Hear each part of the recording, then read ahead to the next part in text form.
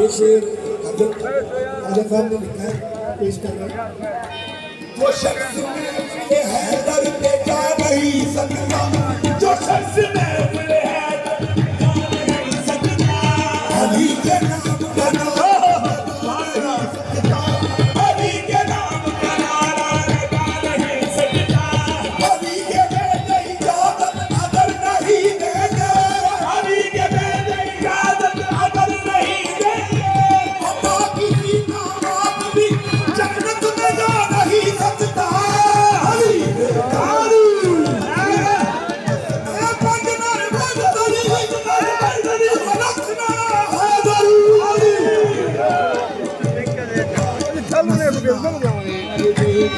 कोई नारा चिश्तिया, कोई नारा साहब, कोई नारा चिश्तिया, कोई नारा साहब, मेरा भी पीर हैदरी, मेरा भी पीर हैदरी।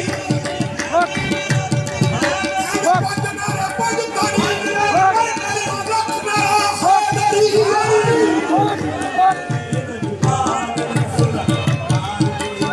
वो करम दिया करके नगरा, करम दिया करके नगरा, बस एक सवाल दे दे अली